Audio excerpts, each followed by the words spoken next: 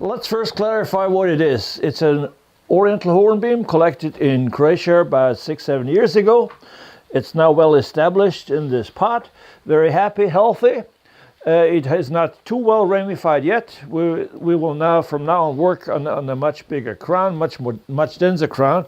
And the question, of course, is the overall shape okay? Is it not a bit too wide? Or much too wide and much too grotesque? Well, it is grotesque. Yes, we will enhance it by making it even more grotesque, because that's not supposed to look like a bonsai. It's supposed to look like a wild old tree, maybe like a fairy tale bonsai, like this grotesque tree that's sitting in the middle of the forest and that the children love so much, which looks almost like from another star. Okay. Now the question was, can we cut? Well, of course we can cut this off if we want. Take a saw and cut it off. Now what will be the result?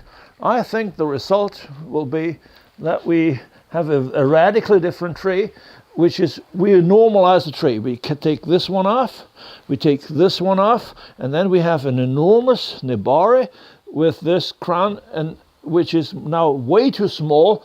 It has to be much bigger, to be in proportion. And then we have what I call a good-looking informal broom form. Okay. Sit here. You can do this. Sit here. But the question is, should you actually do it?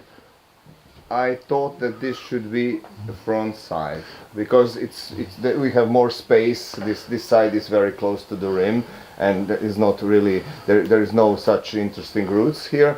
So I thought that this could be a front side, and now it just looks very stretched. But that's a funny. That can also be an interesting part of the story of this tree, that it's very wide and stretched. But what do you think? It could be without this branch, and it could also be without this branch. Mm. Yes, it could well be. You're normalizing that tree. You're making it a bit more regular, a bit more as we expected.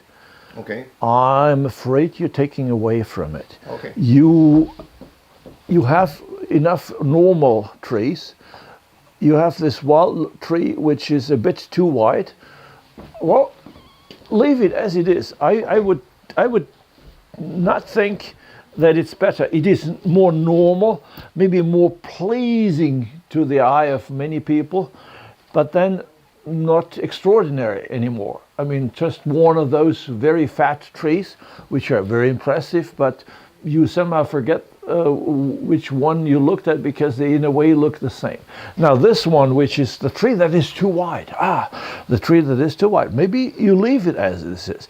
What I would actually do, I would make the crown here much higher, and then this will not look as wide anymore. Relative to the higher crown, this is then okay.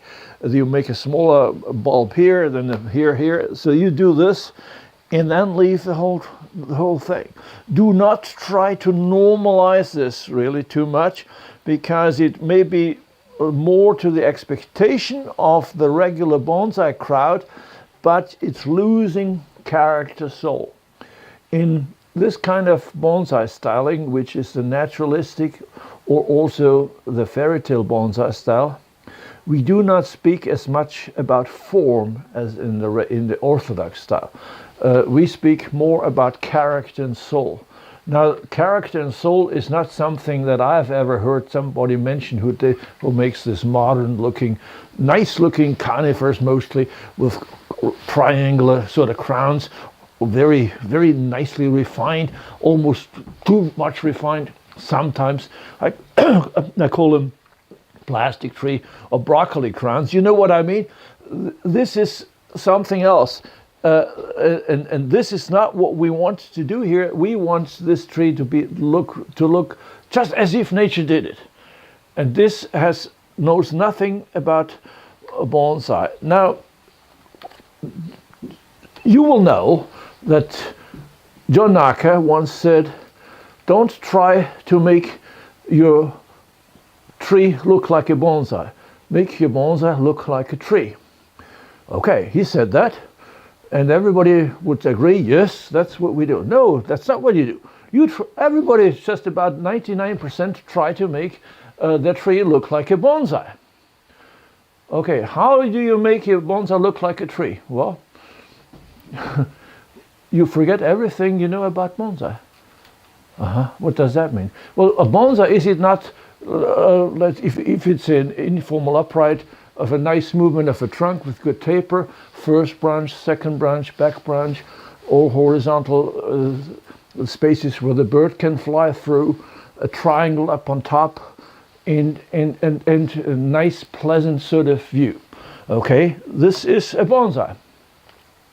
Now you try to avoid all of this, and then you end up with this.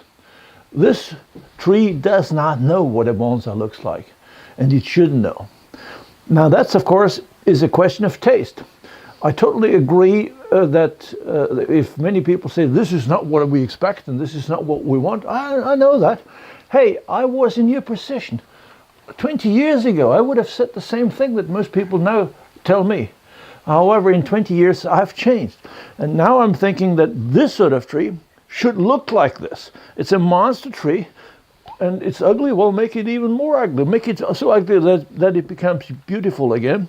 And do not cut off things just because it does not fit your normal sort of bonsai feeling. You have to live with the fact that not everybody likes this. That's okay. But whatever you do, there will always be someone who doesn't like what you're doing. So you might as well do what you like yourself. That's a good sentence For the end. for the end.